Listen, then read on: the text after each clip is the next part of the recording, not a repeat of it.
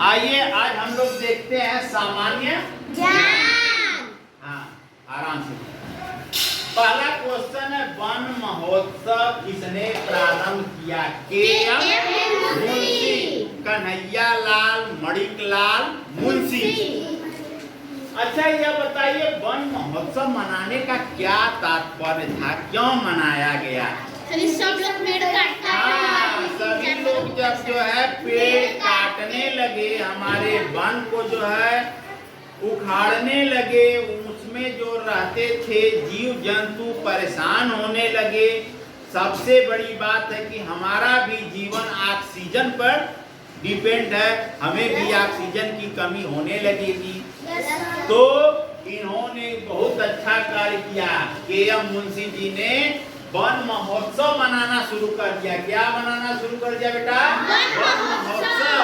One महोत्सव जुलाई माह में मनाया जाता है, जुलाई के प्रथम सप्ताह में। ठीक है, वन महोत्सव।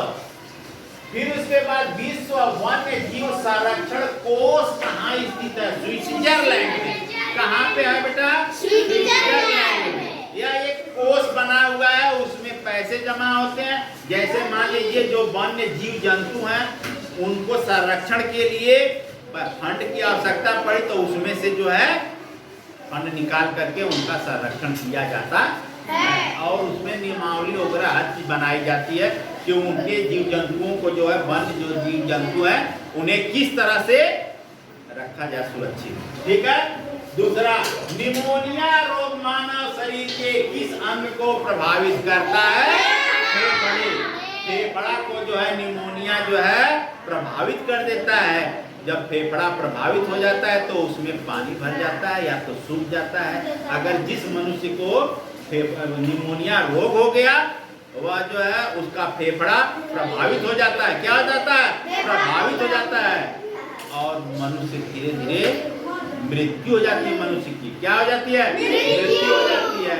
अगर क्वेश्चन पूछता है आप लोगों से कि निमोनिया रोग किस अंग को प्रभावित करता है बेटा, हम क्या बताएंगे? फेफड़े को।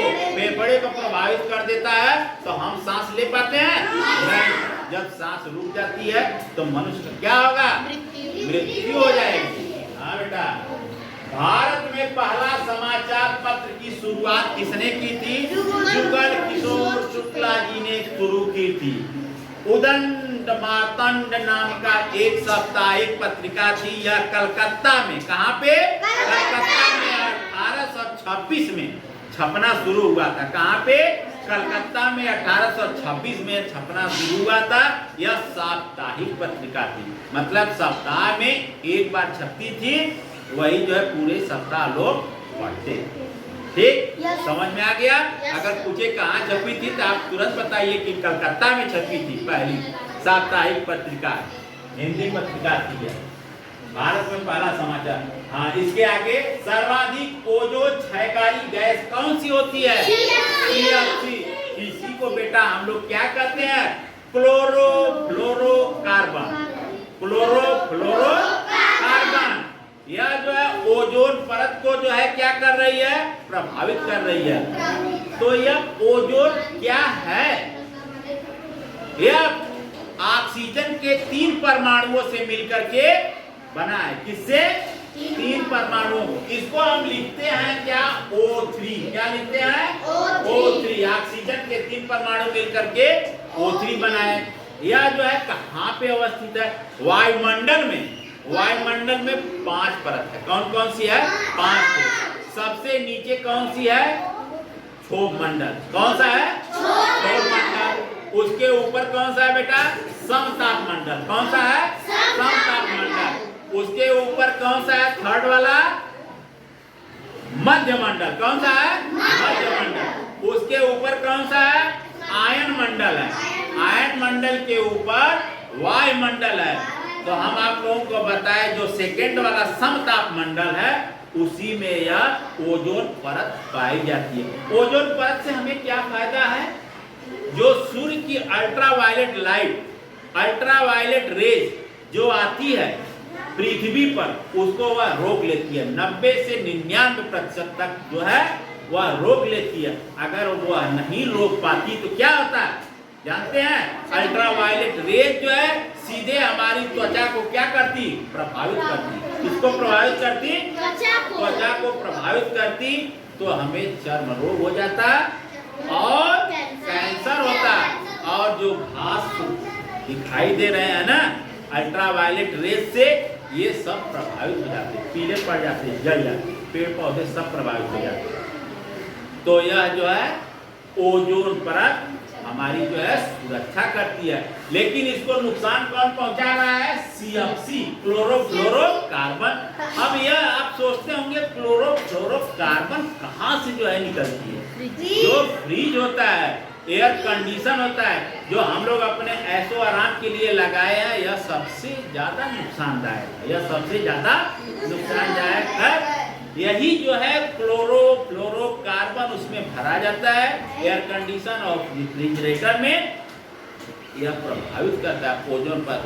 तो इसलिए हम लोग जो है उसका कम से कम प्रयोग करें। संकीर्तन प्रथा के जन्मदाता किसे कहा जाता है, संकीर्तन प्रथा ऐसी होती है जिसमें जो है भजन और नृत्य दोनों साथ साथ होते हैं, भजन और नृत्य दोनों साथ साथ होते हैं, उसको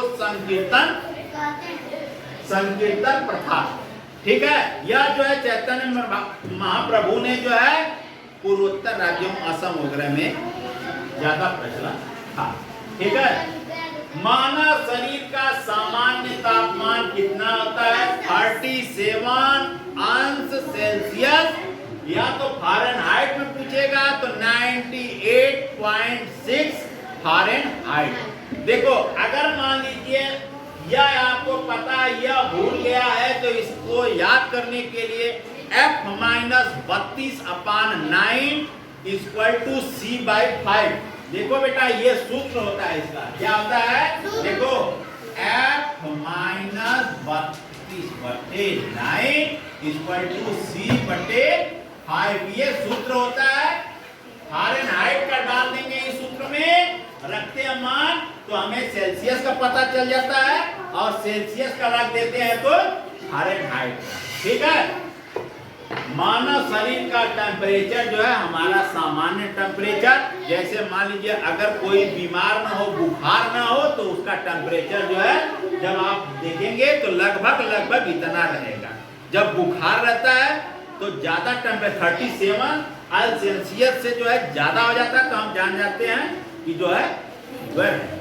क्या है, डॉक्टर थर्मामीटर से यही पता करते हैं कि आपका जो है 98.6 से अगर ज्यादा तो नहीं ना, अगर ज्यादा रहता है तब क्या करते हैं कि आपको फीवर है और दवा, ठीक। किससे मापते हैं, थर्मामीटर, किससे, थर्मामीटर, ठीक। शहीदे आजम की उपाधि से किस महान देशभक्त, भगत सिंह।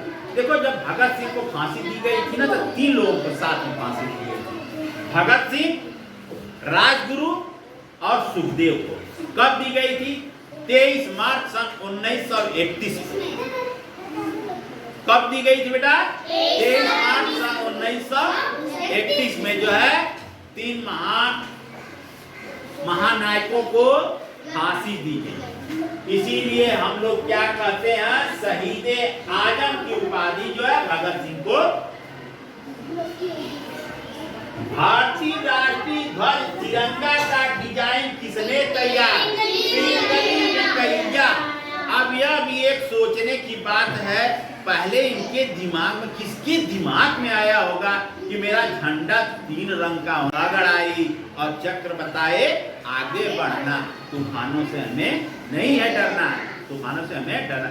जो 24 तिल्लियां होती हैं सफेद में, वो क्या बताती हैं, हमें 24 घंटे क्या रहना है, अलर्ट रहना है। ओके, उसके आगे देखिए, यही पिंगली वेंकैया साहब ने जो है इसकी जो है डिजाइन की थी। चीनी यात्री वेन सांग किसके समय में भारत आया, ये कहाँ का रहने वाला था, चीन का रहने वाला। किस उद्देश्य से आया था, कोई न कोई आने का, जैसे मान लीजिए हमारे यहाँ कोई आता है तो कोई न कोई उद्देश्य होगा ना, ये ऐसे ही चला आएगा, कुछ उद्देश्य होंगे। तो यह जो है बौद्ध भिक्षु था। कौन था? बौद्ध भिक्षु। बुद्ध भगवान के जो है जानकारी के लिए उनकी जो पुस्तकें लिखी हुई थी उनके विषय में, उनके ज्ञान प्राप्ति के लिए वो आए थे। अच्छा मान लो आए तो थे, लेकिन गए कब? कितना दिन रहे?